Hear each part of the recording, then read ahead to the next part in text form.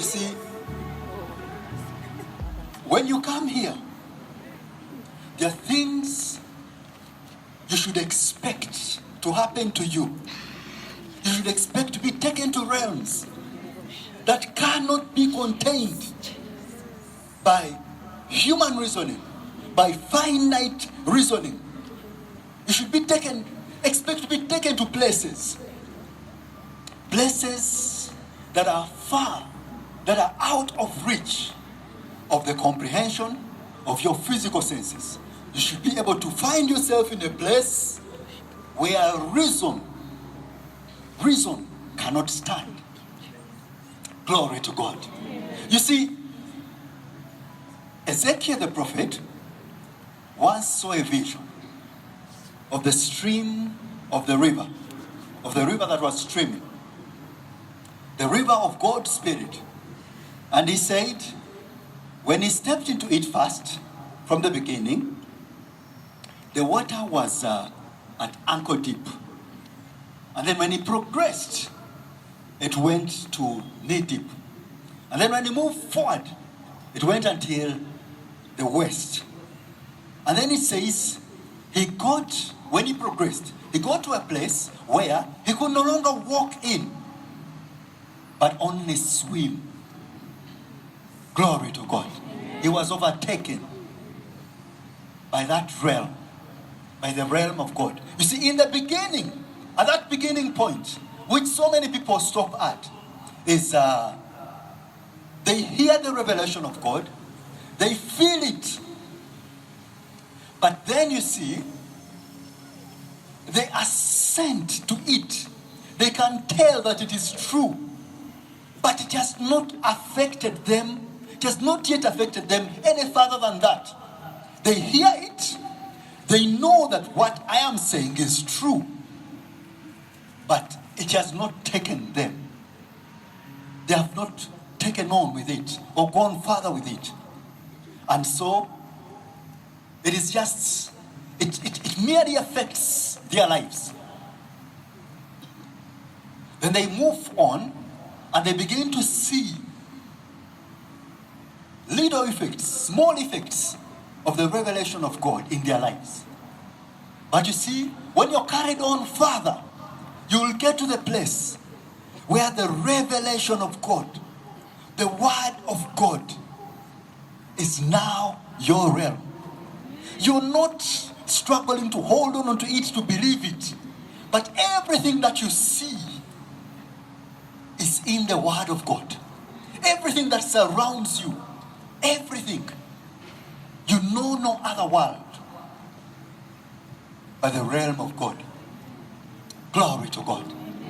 And you see, when the Spirit of God brought you here, He brought you to take you to a place like that, where your life progresses until it gets to that place where everything about you, everything about your world is in the realm of God. Glory to God. Glory to God. You see, today there are things that are prepared for you. There are positions that you have come to line up for. There are positions that are there for the taking. And the anointing of the Spirit, the mind of God has chosen you. Are you lining yourself up for these positions? Glory to God. Are you lining yourself up? There are positions in the world, in the kingdoms of this world, that are there for the taking today. Amen. Glory to God. Amen. Glory to God. Amen. Hallelujah. Amen. You see, the Spirit of God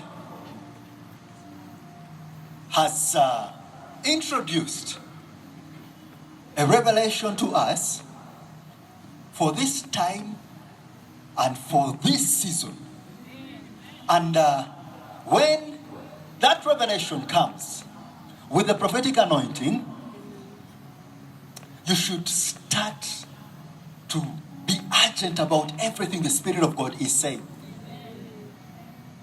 He has not come to merely teach you, to merely inform you, but to show you that which is yours. To show you the world that He so desires, and your role in bringing that to pass. Yes. You have a role in bringing that to pass. Glory to God. Glory to God. In Acts chapter 3, from verse 18, Acts 3 from verse 18, it says, "But those things which God before had showed by the mouth of all His prophets, that Christ should suffer, He has so fulfilled." Verse 19, "Repent ye therefore, and be converted, that your sins may be blotted out, when the times of refreshing shall come from above." Glory to God. He says, repent and be converted. Then he says, he pinpoints a certain time. He says, when the times of refreshing shall come from the presence of God. We are in such times, times of refreshing. What has been wearing out, what has been worn out, now the world shall start to see a refreshing once again from above. Verse 20, he said, "And He shall send Jesus Christ, which before was preached unto you." Verse 21, "Whom," speaking of Jesus, "the heaven must receive or must retain until the times of restitution or restoration of all things, which God has spoken by the mouth of all His holy prophets since the world began." So you see, He's saying here that heaven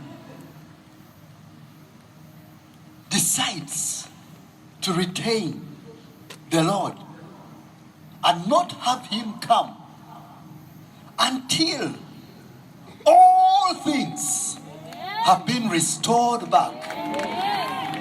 Glory to God. Until all things have been restored back. He says, "Whom the heaven must retain until the times of restoration of all things." Not some things, all things. Now, in other words, God is restoring the world that He made for man in our day. Yes. Amen. Glory to God. Glory to God. I said God is restoring the kind of world that He made, that perfect world. You see, in the beginning, it says, whenever He made anything for man, it says He actually first prepared that world for man. And whatever that He was making for man, He was saying, it is good. Whatever He would make, it is good. And then when He had finished everything and He saw it from aside, He said, it was very good. You can imagine God looking down and seeing the resources and seeing everything that He has fashioned and molded and made for man. And He says, this is very good. Can you imagine God admiring that kind of world and saying, it is very good? You see? So He says that when He looks down, when He has been looking down since then, He says, no. There's a lot that this world has been stripped of. This is not the kind of life. This is not the kind of world I made you to live in. Amen. You see, it must be a kind of world or a kind of life where you wake up. Because you see, if God appreciates it, then you definitely will appreciate it. Where you wake up and you walk out of your bed and you look at your bed and you say, this is very good. It's not like a bed, you say. You walk down the corridor, because at this point you at least have a corridor. You walk down, Yes. you climb down the stairs because you have stairs this time. Yes. You look Oh. at your living room and say, this is very good. You look around everything and say, wow. Yes. You go in your garage, say, that is very good. Then you look through your phone and everyone there is very good. This is a good friend. This is very good, everything. Glory to God. You see, it is not going through your phone and say, this is a Muyuda, then this one. You know it. Or waking up and turning and you look on your bed and say, but God, why? Why? What happened to me? You see, God is placing you back in an Eden. Oh, yes. You see, Eden means pleasure. It means bliss. He's placing you back in the garden of bliss. Glory to God. In that garden of bliss where your life and everything about it, its atmosphere only is enjoyable. Where you breathe and you feel heaven. Glory to God. He's blessing you right there. Amen. I know of a man a few weeks ago, a few months ago. This man was praying. And then when he was praying in a certain place that must not be disclosed, I will find it. a tunnel appeared. And it was a glorious tunnel right above on his side. And this tunnel had walls, glorious shiny white walls that were so high and they curved right at the top. And he was caught into that tunnel. So when he was caught in this tunnel, he started to move as it moved. Have you ever been on these, I don't know whether, they call them escalators? The ones without steps, like on the airports. So as he was moving, this tunnel was ushering him while he's moving. But it would appear that one step was like 1,000 miles. I'm just trying to make sense. He moves, but this was moving faster. So, and he would move, and he's moving, and it was taking him until he got to a place which he saw from afar. And he closed in onto it. And it was misty, but glorious. And through it, he was ushered into a garden on a mountain. And the Lord said, now is the time to reveal a few of those secrets. So he was ushered on this garden. It was a park, like on a mountain top. And he could see a vast amount of this heavenly realm, right up to where the throne of majesty was. But before, he was caught up in this beautiful garden. And as far as he could see, there was that stream on what appeared like snow-capped mountains.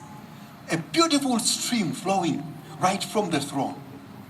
But you see, where he had just been dropped, the place was so impressionable that every moment It's like the first impression. It's as strong as that. You see it, the colors, the sounds, they live in you. And everything just brings out ecstasy. There are no words. There are no words that I can tell you that can articulate it. You look at the beauty of the fruits and everything, and the singing birds, and everything is so magnificent. And so every step around was wonder and awe. But then he realized that he had to move on further. So while he moved, he was moving slowly, he all of a sudden found himself in what looked like a forest with huge trees. This place was, I can't put it to words. There were birds singing in this place. The forest seemed like it had cupped. It was cupped over me, over that person. And even though it looked shadowy, but even the shadow inside was life itself. And there were birds singing. These strange birds, different from the ones at that park, singing. And as they sang, and what sounded like other creatures, which are earthly, began to sing as well, I was caught up with them and began to sing as well, uncontrollably. Their sound was so harmonious with worship, with my sound. And there was worship going on. And then suddenly, what appeared in the path ahead on the side of this forest, a shiny angelic being came and motioned. And I was caught up with him. And I went further. And I was taken to what appeared like the snow, from a distance, like a snow-capped mountain, glorious like diamond. I can only call it snow but it's really not. It's beauty. It's like diamond. And while there, I am ushered to the river of life and walking towards the throne of majesty. And I could see right at the throne of majesty the creatures that are spoken of in the book of Revelation. And you could see the rainbow and the motion that was taken, and the worship that was there was now different from the one experienced in these other places. It was so intense. This one was fearful. It was awesome. And there were lightnings and tremblings at the throne. And then all of a sudden, as I drew closer and closer, the voice of the one that was seated on the throne began to speak unto me words that are not lawful to be uttered in any single way on this earthly realm. And as he spoke, lightning came forth from him and hit me. And the words became like an energy right in my body. And I was down this time. I was like dead. Not dead, but I couldn't contain myself. There was an energy from every word that would come and would hit and it would energize.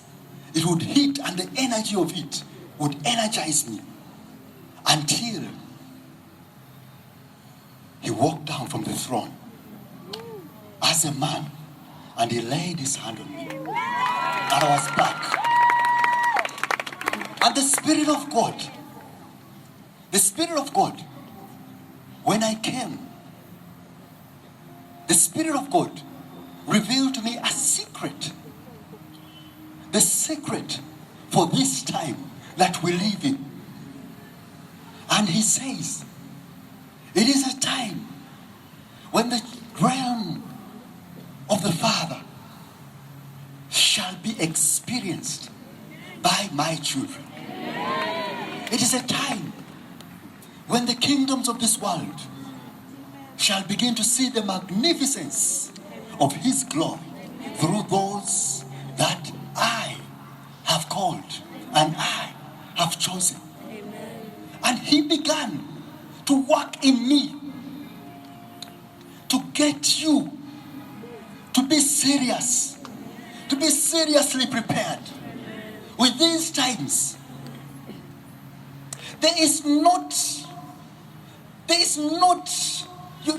We do not have the luxury of treating the revelation of God casually. Yes.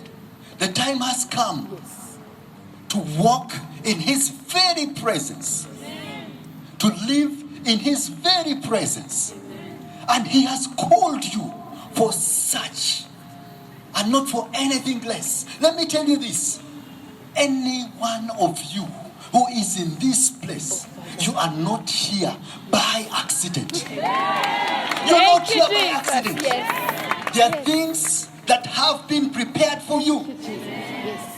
You see, he has desired to restore back the garden of pleasure, to restore you back into that garden of pleasure, that garden of bliss. Glory to God. Where your world is glory and glory and glory. Your life is glorious. Everything about you, everything around you. Now you see, you've got to tune in so closely to what I am saying and what I am doing. Because you see, there is something that will continuously happen and increasingly happen in our midst, and there are those who will jump in faster than others. I'm telling you this. That is why your senses, your finite reasoning, have got to be suspended when you come here. There are realms that are open for you here that no currency can buy. Nothing on this world can buy.